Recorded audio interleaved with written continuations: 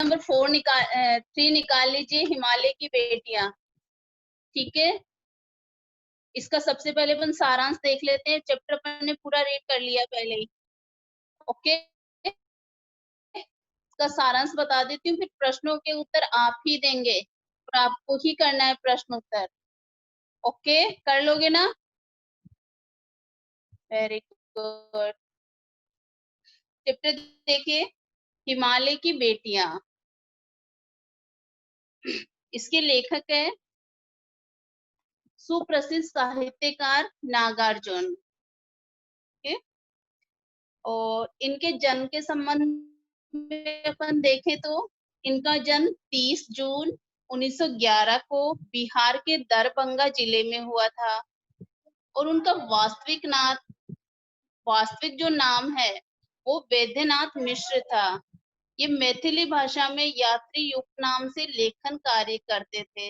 मैथिली भाषा में यात्री के नाम से ये लेखन कार्य किया करते थे। तो इसमें हिमालय की बेटियां, इस इस इस पाठ में लेखक ने, ये एक निबंध है, साहित्यिक रचना है जो ये निबंध है। साहित्य की विधाएं होती है, निबंध होती है, कहानी होती है, संस्मरण होते हैं, नाटक होते हैं। तो इसी कड़ी में ये जो अपना पाठ है हिमालय की बेटियां, एक निबंध के रूप में लेखक ने यहाँ लिखा है। आइए देखिए इस पाठ का सारांश। इस निबंध में लेखक उन नदियों का वर्णन कर रहे हैं जो हिमालय से निकलकर सागर तक पहुंचने के मध्य कई रूप धारण करती है। जैसे हिमालय से नदियां निकलती है और सागर तक पहुंचने के बीच में वो कई रूप धारण करती है। कभी वो पतली छोटे बहाव में होती है, कभी विशाल होती है। तो इस तरह से वो कई रूप धारण करती है। लेखक ने अभी तक इन नदियों को दूर से ही देखा था। मैदानी इलाकों में ये नदियां बड़ी गंभीर, शांत और अपने आप में ही खोई हुई प्रतीत होती थी। अभी तक लेखक ने इन नदियों को कहाँ देखा था? मैदानी इलाकों में ही। लेकिन उन्हें पहली बार ये मौका मिला है हिमालय पे जाने का और नदियों को पास से देखने का। तो जब मैदानी इलाकों में ये नदियां बहती है तो लेखक को किस प्रकार नजर आती है कि बड़ी गंभीर, शांत और अपने आप में ही खोई हुई। किसी सभ्य महिला की तरह दिखने वाली नदियों के प्रति लेखक के मन में आदर और श्रद्धा के भाव थे। लेखक को कैसी लगती थी वो नदियां? किसी संभ्रांत महिला की तरह है। और लेखक के मन में नदियों के प्रति श्रद्धा और आदर का भाव था। वह इन नदियों की धारा में वैसे ही डुबकी लगाया करते थे जैसे कोई बच्चा अपनी माँ, दादी, मौसी या मामी की गोद में खेला करता है। तो लेखक इन नदियों को किस रूप में देखा करते थे? माँ, दादी, मौसी, मामी की गोद की तरह है। मैदानी भागों में नदियां माता स्वरूपी वन मानव जाति के पालन में महत्वपूर्ण भूमिका निभाती है। मैदानी भागों में नदियां माता के समान होती है। मनुष्य का पालन एक मातृवत करती है, इसलिए उनके लिए मन में आदर का भाव सहज भी उत्पन्न होता है। लेकिन इस बार जब लेखक हिमालय की यात्रा पर गए तो इन नदियों का एक अलग ही स्वरूप देख हैरान रह गए। हिमालय पर दुबली पतली सी दिखने वाली गंगा, यमुना, सतलज मैदानों में उतरकर इतनी विशाल कैसे हो जाती है? हिमालय पर कैसी दिखती है ये नदियां? दुबली पतली। और मैदानी इलाकों में ये कैसे विशाल हो जाती है?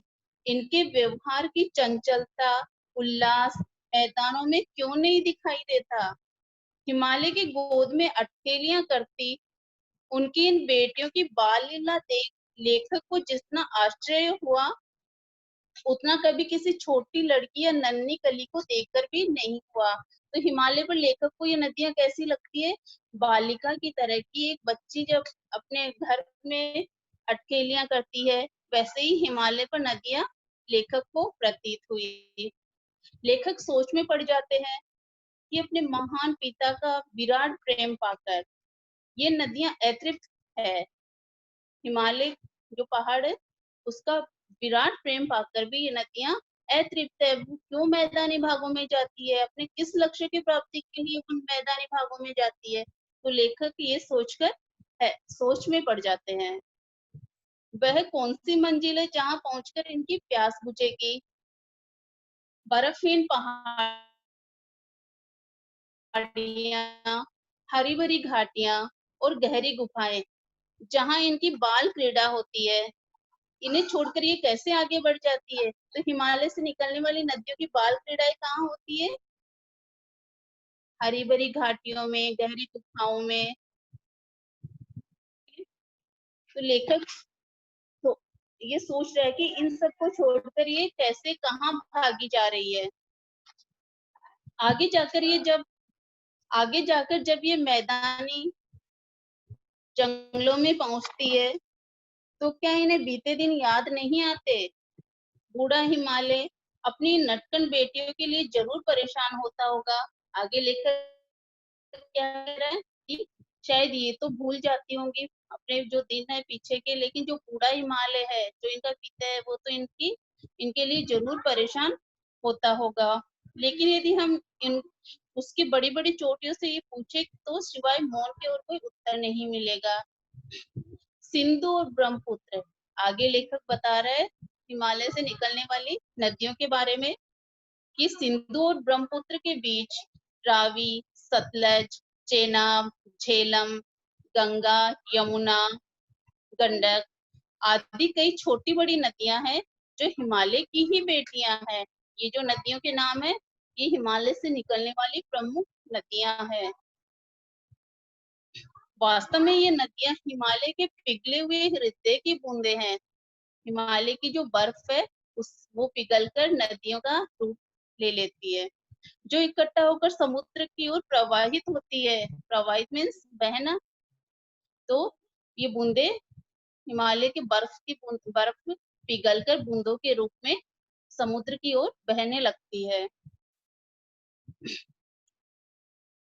वह समुद्र सचमुच बड़ा सौभाग्यशाली है जिसे पर्वतराज हिमालय की इन बेटियों का हाथ थामने का श्रेय मिला। अब लेखक ने यहाँ समुद्र को क्या बताया है? हिमालय का दामाद। मैदानों में इन नदियों को देखकर शायद ही कोई यह अनुमान लगा सके हिमालय बच्चियां बनकर ये कैसे खेला करती है।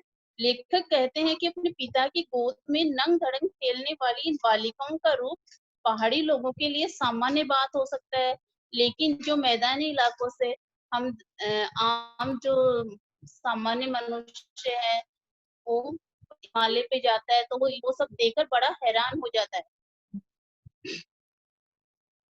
लेकिन उन्हें ये रूप इतना लुभावना लगता है कि वे हिमालय को ससुर और समुद्र को उसका दामाद कहने में जरा संकोच नहीं करते। लेखक ने जब हिमालय पर नदियों को देखा तो क्या कहा कि हिमालय नदियों को हिमालय की बेटियां, और ये नदियां किस में जाके मिलती है? समुद्र में। तो समुद्र को उस हिमालय का दामाद कहने में भी लेखक को जरा भी संकोच नहीं हुआ। फिर आगे फिर आगे लेखक ने एक कवि का उदाहरण देते हुए कहा है। कवि कालिदास का उन्होंने उदाहरण दिया है कि जो कवि वगैरह होते हैं अपनी कविता रचनाएं करते, उन्होंने भी नदियों को अपने काव्य रचना में हिस्सा दिया है, प्रमुख स्थान दिया है। जैसे कालिदास ने एक अपनी महत्वपूर्ण रचना है मेघदूत। मेघदूत में उन्होंने वेत्रवती नदी को प्रेयसी के रूप में चित्रित किया है। बेतवा जो नदी है उसको प्रेयसी के रूप में और बादल को प्रेमी के रूप में चित्रित किया है। लेखक कहते हैं कि पहाड़ों तथा मैदानों में नदियों के अलग अलग रूप देखकर कोई भी इसी नतीजे पे पहुंचेगा। और मैंने आपको मेघदूत वाली थोड़ी सी स्टोरी भी सुनी एक बार।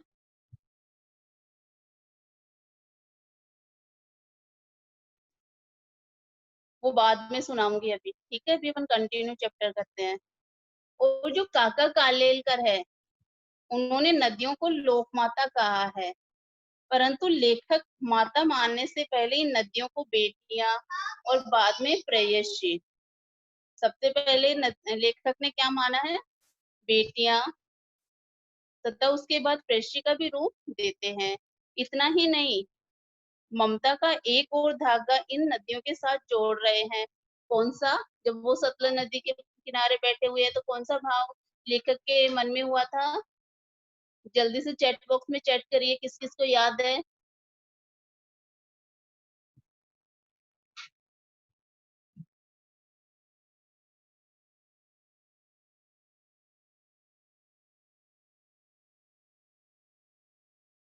लेखक ने इन्हें बहन भी माना है। ठीक है। और बहन का जो मन में भाव है लेखक के मन में कब आया? जब वो तिब्बत में परेशानी के क्षणों में बैठे हुए थे और नदी में पांव डुबोकर बैठ जाते हैं, तरोताजा होता हो जाता है, उनको बहुत अच्छा लगता है, तब उनको एक कविता भी याद आती है, सतलज बहन तुम्हारी वो वाली। ठीक है। तो ये है अपनी अपना जो पाठ है, हिमालय की बेटियां। ठीक है। अब इसके प्रश्न उत्तर देखिए। सबसे पहले आपको ये स्क्रीन शेयर करनी है। सबके पास वर्कबुक्स है ना? ओके। यस। ओके। सभी वीडियो ऑन करिए, वीडियो ऑफ है सभी का। जल्दी वीडियो ऑन करिए, मुझे वर्कबुक देखनी है सबके। सबके पास में वर्कबुक होनी चाहिए।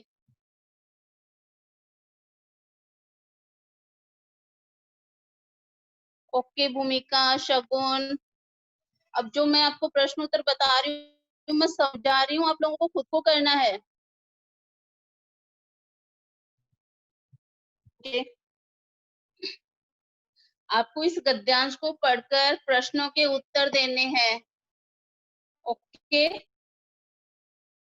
तो किसके लिए आया है? जैसे पहली लाइन देखिए, कहाँ ये भागी जा रही है, ये किसके लिए आया है? जल्दी चैट बॉक्स में चैट करिए, मैसेज है ये। यस छवि, अनम्यूट हो तुम। चित्रा, आप भी अनम्यूट हो।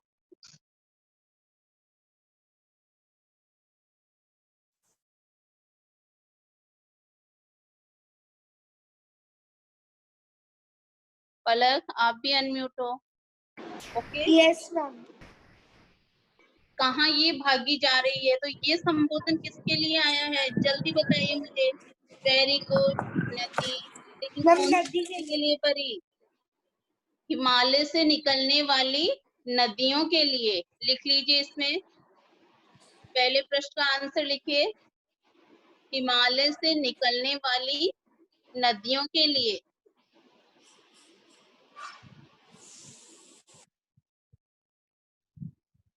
सभी मुझे लिखते हुए नजर आएंगे। छवि, परी।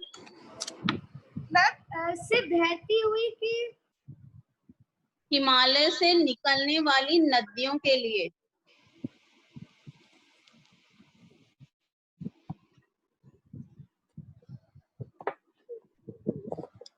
बोर्ड पे लिखूं मैं? No ma'am. ओके। फिर देखिए प्रश्न नंबर 2, इनका लीला निकेतन कैसा है? इसी पैराग्राफ में आपको आंसर मिलेगा। बताइए मुझे जल्दी पैराग्राफ रीड करके, इनका लीला निकेतन कैसा है?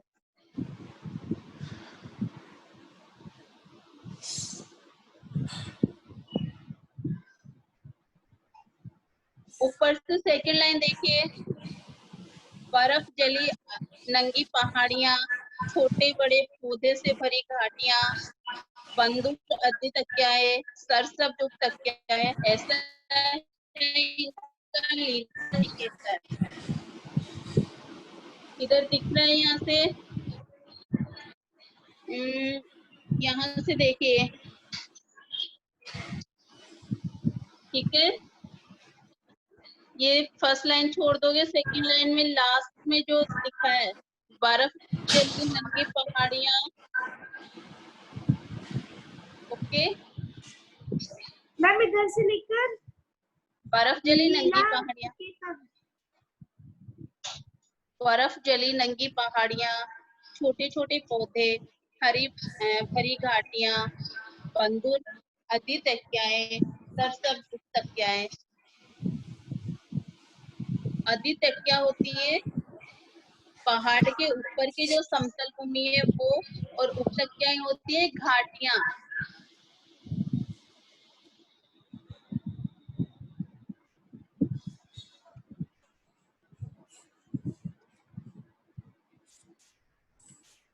वर्षा, अनम्यूट जिसके यहाँ से वॉल्यूम आए वो प्लीज म्यूट हो जाना। हो गया प्रश्न नंबर 2।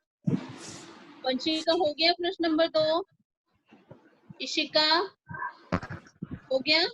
नेक्स्ट, खेलते खेलते ये कहाँ दूर निकल जाती है। मैम इसकी आगे वाली लाइन है, खेलते खेलते जब ये जरा दूर, वेरी गुड। जब ये खेलते खेलते जब ये जरा दूर निकल जाती है, तो क्या लिखोगे आप? खेलते खेलते ये दूर जंगल में निकल जाती है। मैम एक बार वापस बोलो, खेलते खेलते खेलते खेलते ये दूर जंगलों में निकल जाती है।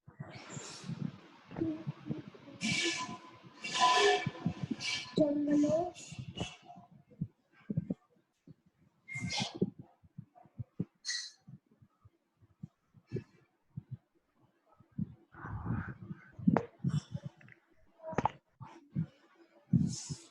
हो गया। नेक्स्ट, हिमालय इनकी चिंता में क्या करता है। हिमालय इनकी चिंता में क्या करता है, बताइए कौन सी लाइन में है। लास्ट से ऊपर वाली लाइन देखिए, सेकंड लास्ट। उड़ता हिमालय अपनी नटखट बेटियों के लिए कितना सिर धुनता होगा। मैम बस इतना ही लिखना है।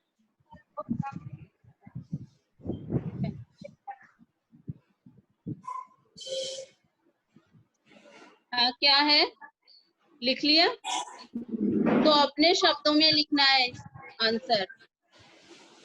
हिमालय इनकी चिंता में सिर धुनता होगा, अर्थात परेशान होता होगा।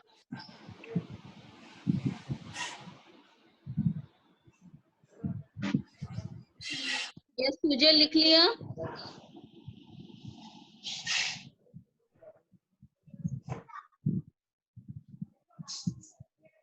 मैम नेक्स्ट, नेक्स्ट देखिए, हिमालय के लिए लेखक ने कौन सा विशेषण प्रयुक्त किया है। हिमालय के लिए बुढ़ा, very good. Option number third, बुढ़ा। नेक्स्ट देखिए, हो गए यहाँ तक, पहला प्रश्न पूरा हो गया, कंप्लीट।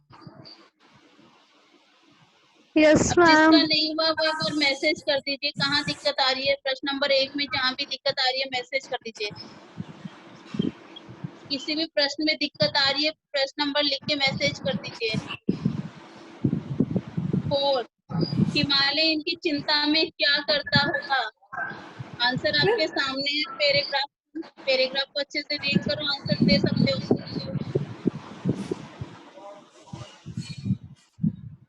हिमालय इनकी चिंता में सिर धुनता होगा, अर्थात परेशान होता होगा।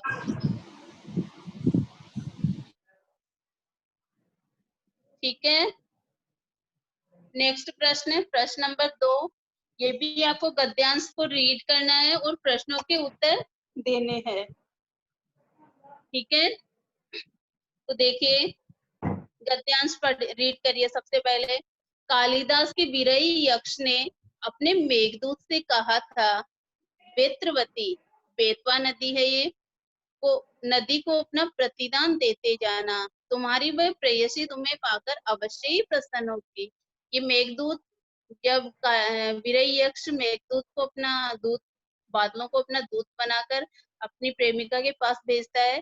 तो इसमें पहले मेघदूत को बोलता मेघ को बोलता है कि तुम्हारी जो ये वो बेतवा नदी है, तुम्हारा प्रेम पाकर बहुत खुश हो जाएगी, अवश्य प्रसन्न होगी। तो ये बात इन चंचल नदियों को देखकर मुझे अचानक याद आ गई और सोचा कि शायद उस महाकवि को भी नदियों का सचेतक रूपक पसंद था। जो महाकवि कालिदास है उनको भी वो भी नदियों में जीवित प्राणी की तरह नदियों को जीवित प्राणी की तरह देखते थे। यहाँ उन्होंने प्रेयसी की तरह देखा है। दरअसल जो भी कोई नदियों को पहाड़ी घाटियों और समतल आंगनों के मैदानों में जुदा जुदा शक्लों में देखेगा, वह इसी नतीजे पर पहुंचेगा, अर्थात कि पहाड़ उस हिमालय पे तो नदियों का अलग ही रूप देखने को मिलता है और समतल मैदानों में अलग ही रूप। समतल मैदानों में कैसी होती है नदियां? शांत, सभ्रत महिला की तरह। और पहाड़ों पर कैसी होती है? चंचल बालिका की तरह। तो बेत्रवती किसे कहा गया है? बेत्रवती बेतवा नदी को कहा गया है। लिख लीजिए, बेत्रवती बेतवा नदी को कहा गया है।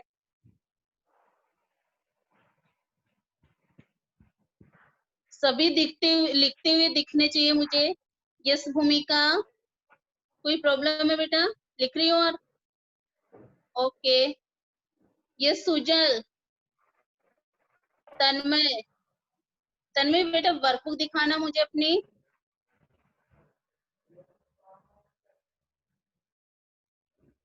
तन्मय, यस निर्भय। इसमें है बेत्रवती किसे कहा गया है? आंसर क्या आएगा? बेत्रवती बेतवा नदी को कहा गया है। ओके, बेत्रवती बेतवा नदी को कहा गया है।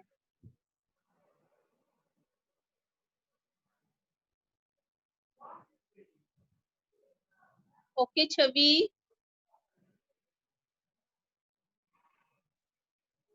ठीक है। नेक्स्ट प्रश्न। Very good Ritika. नेक्स्ट, चंचल कौन है? कवि ने यहाँ चंचल शब्द किसके नदिया। लिए वेरी गुड, चंचल नदियां हैं। लिख लीजिए आंसर। वेरी गुड देवांश, चंचल नदियां है।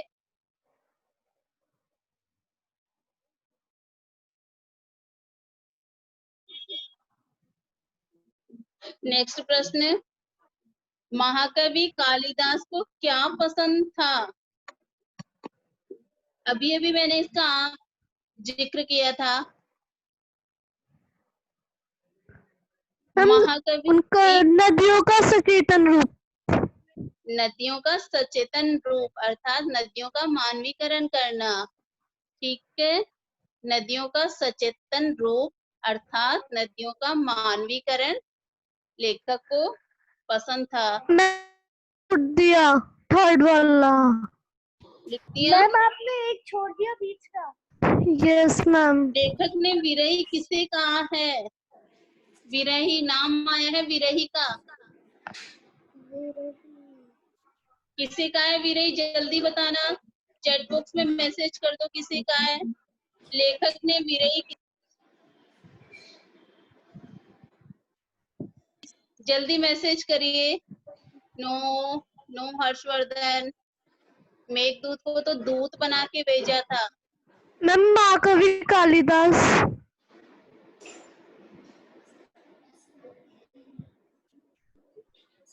वेरी गुड परी एंड चित्रा। किसको कहा है? विरही यक्ष को। देखिए फर्स्ट लाइन में ही है, कालिदास के विरही यक्ष ने। तो विरही कौन है? यक्ष। यक्ष।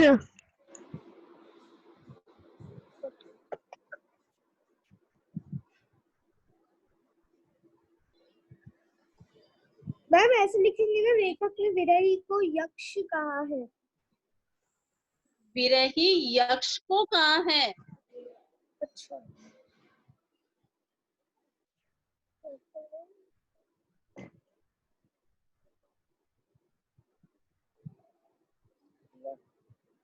नेक्स्ट प्रश्न। मैम एक बार मुझे फोर्थ वाला बता दो, मेरे को आया नहीं। फोर्थ, महाकवि कालिदास को क्या पसंद था? महाकवि कालिदास को नदियों का सचेतन रूपक पसंद था। देखिए नीचे से थर्ड लाइन मिल गया।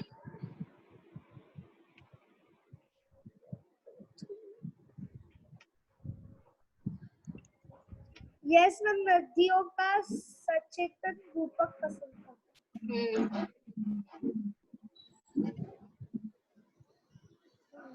नेक्स्ट प्रश्न। मेघदूत की प्रेयसी कौन है? बताइए जल्दी। मेघदूत की प्रेयसी नाम आया है, प्रॉपर नाम आया है, जल्दी बताइए।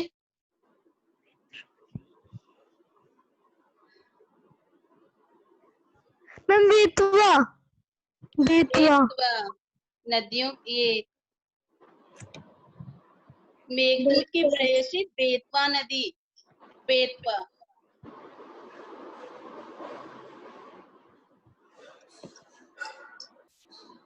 ठीक है, 4 वाला रिपीट करूं। महाकवि कालिदास को क्या पसंद था? महाकवि कालिदास को नदियों का सचेतन रूपक पसंद था। ये देखिए, ये पैराग्राफ दिख रहा है सभी को? दिख रहा है?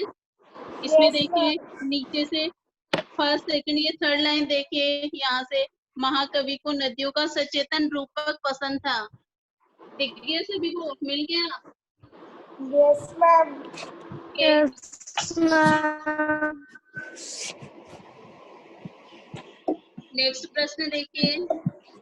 लेखक नदियों की धारा में डुबकी लगाते हुए किसकी गोद का स्मरण किया करते थे? जब लेखक हिमालय पे नहीं गए थे, उससे पहले लेखक जब नदियों की गोद में डुबकी लगाते थे तो वो कैसा, किसका स्मरण किया करते थे? माँ की गोद का। माँ की गोद का। और दादी गोद। आया ना उसमें दादी, मामी। तो माँ और दादी ठीक की है, गोद का। तो आप ऑप्शन नंबर थर्ड आएगा इसमें।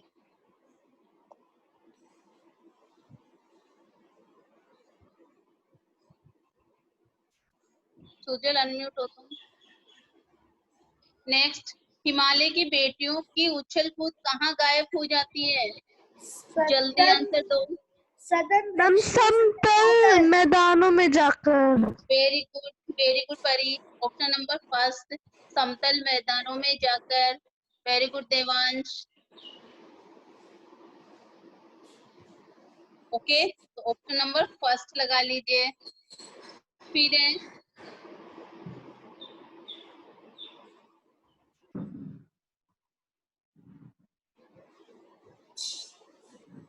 देखिए, लेखक ने दयालु हिमालय के पिघले हुए दिल की संचित बूंदे किसे कहा है?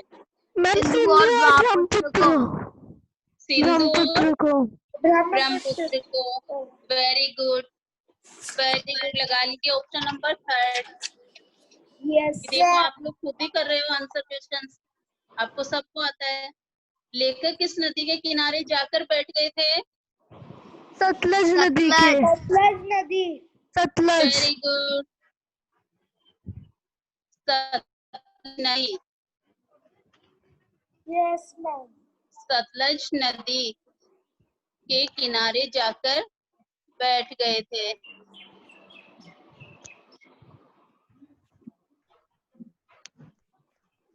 यस परी, अनम्यूट हो आप भी। लेखक को चंचल नदियों को देखकर किस कवि की याद आई? कालिदास। कालिदास की। कालिदास की। Very good. किस कवि की याद आई? कालिदास। कालिदास की। Very good, option number third लगा लीजिए। कहीं से बहुत ज्यादा वॉइस आ रही है। परी आपके यहाँ से वॉइस आ रही है। Okay next.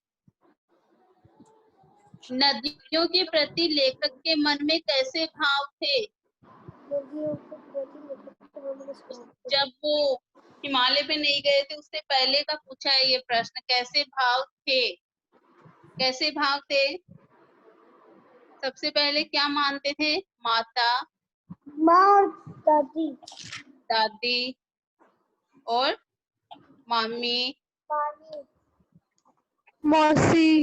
मैम लिख लीजिए। मैं आप इसके लिए स्क्रीन शेयर कर दो। स्क्रीन शेयर क्या खाली है मेरी बुक? करूं? नहीं मैम, आपको खुद को करने हैं आंसर क्वेश्चंस, मैं समझा रही हूँ, खुद को करने हैं।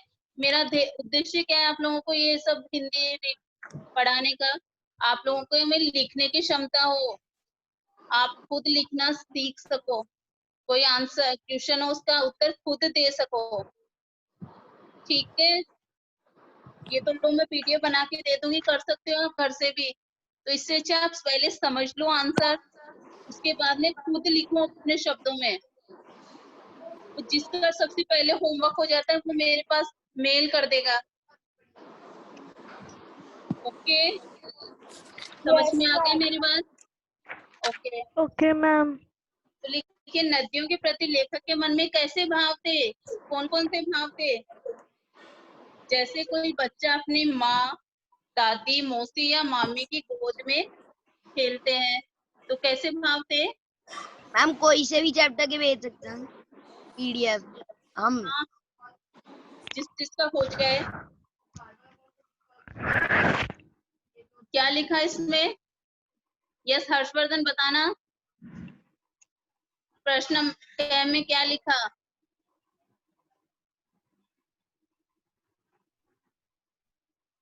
नदियों के प्रति लेखक के मन में माँ, दादी, मौसी, मामी, ठीक है, आदि के भाव थे।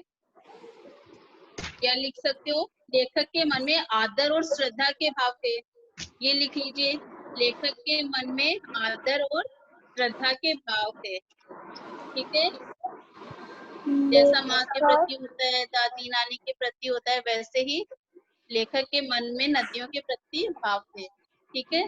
लिख लीजिए, लेखक के मन में आदर व श्रद्धा के भाव थे। ओके, आदर व श्रद्धा के भाव थे। बोर्ड पे लिख के बताऊं आदर और श्रद्धा?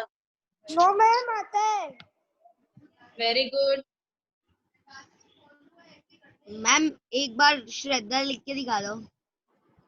लिख रही हूँ।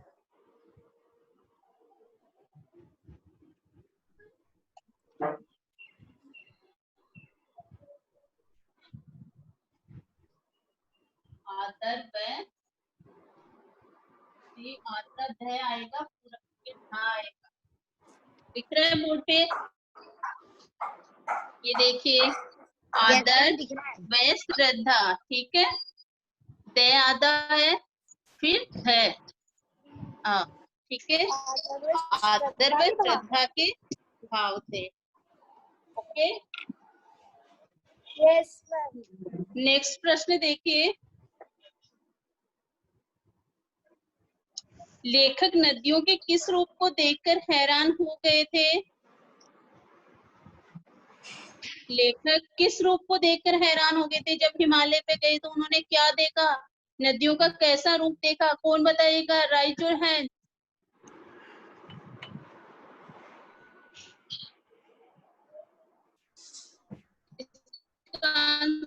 कौन बताएगा मुझे? यस पलक। मैम मैं बताऊं? यस वर्षा बताओ।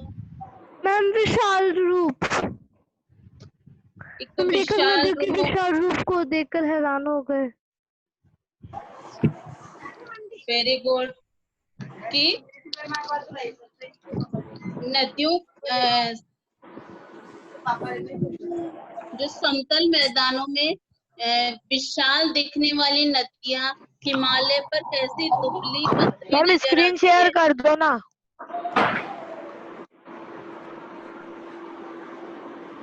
स्क्रीन मम्मा शेयर मैसेज करूं? चाहिए। Yes ma'am. मैं लिख रही हूँ, मेरे साथ साथ लिखते जाइएगा। Okay. Yes ma'am. Ma'am first page से करा देना। देखिए, ये प्रश्न है, लेखक नदियों के किस रूप को देखकर हैरान थे? हिमालय पर नदियों का विशाल दुबला। मैम फर्स्ट हिमालय पेज से करवा दो। विशाल रूप तो उन्होंने समतल मैदान में देखा था। Ma'am first page. First page लीजिए। ठीक है, फर्स्ट पेज। मैम थोड़ा छोटा कर दो बस। मैम लेफ्ट का नहीं दिख रहा। सब दिखाते।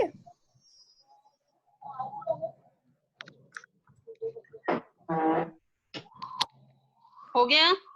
Yes ma'am. ठीक है, सेकंड देखिए, फिर देखिए। ओके।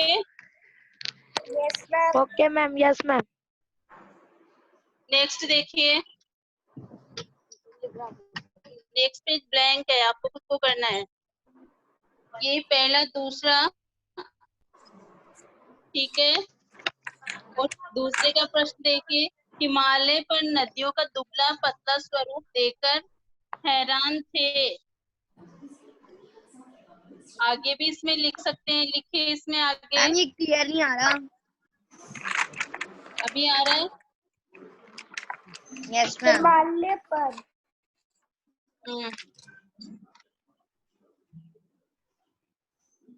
हो गया? मैम साइड का थोड़ा छुप रहा है। हिमालय पर इससे आगे लिखिए।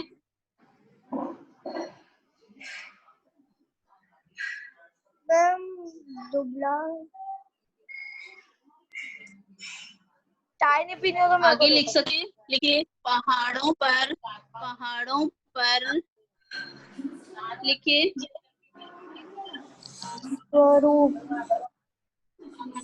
देखकर हैरान। दुबली पतली दिखने वाली हैरान थे। पहाड़ों पर दुबली पतली दिखने वाली ये नदियां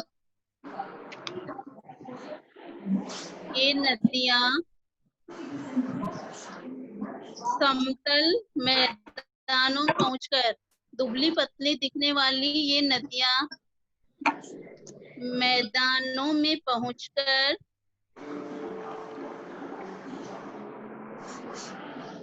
लिख लिया, पहुंचकर इतनी विशाल कैसे हो जाती है।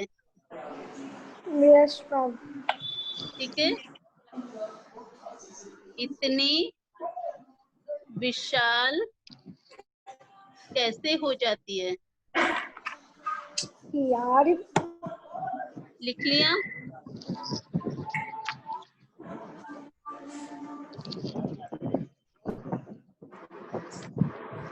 ओके। अब इसमें नेक्स्ट प्रश्न में आपको लिखना है कि लेखक ने नदियों को क्या माना है। नेक्स्ट प्रश्न है, इसमें लिखना है कि लेखक ने नदियों को क्या माना है, क्या क्या माना है। जो भी आया इस पार्ट में वो पूरा लिखना है। तो लेखक ने नदियों को माँ, बहन, क्या क्या माना है बताइए, देखिए। माँ, बहन, लोकमाता, बहन, प्रेयसी, बेटी आदि के रूप में माना है। लिख दीजिए, आदि के रूप में माना है। लिख दिया। इसके बाद में नेक्स्ट देखिए, हिमालय का दामाद किसे कहा है। मैम समुद्र को। विशाल समुद्र को हिमालय का दामाद किसी का है? विशाल मैम समुद्र एक क्वेश्चन रहेगा बीच में, लेखक ने नदी को क्या को क्या? फिर समुद्र ने हिमालय की किन दो बेटियों का हाथ थामा है? सिंधु और मैम सिंधु और ब्रह्मपुत्र। वेरी गुड, सिंधु और ब्रह्मपुत्र।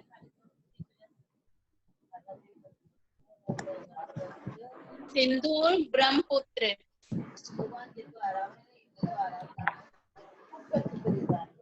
ठीक है, पूरा आंसर लिखेंगे। सिंधु और ब्रह्मपुत्र का हाथ समुद्र ने थामा है।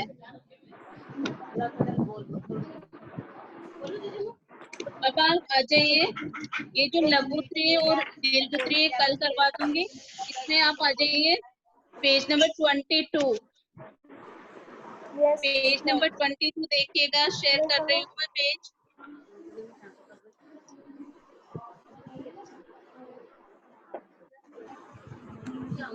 दिख रहा है सभी को?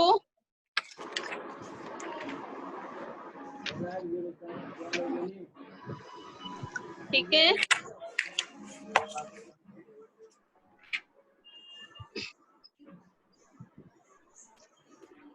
पेज नंबर 22 करवा रहे हो ना?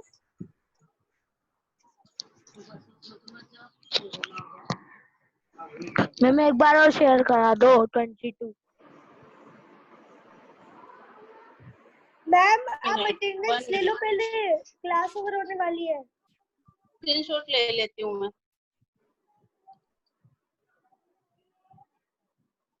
ठीक है, अब ये देखिए आप, इसमें विशेषण विशेष्य बताना है आपको। ठीक है,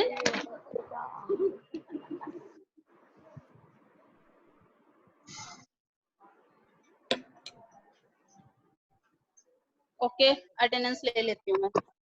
ओनली 4 मिनट्स और बचे।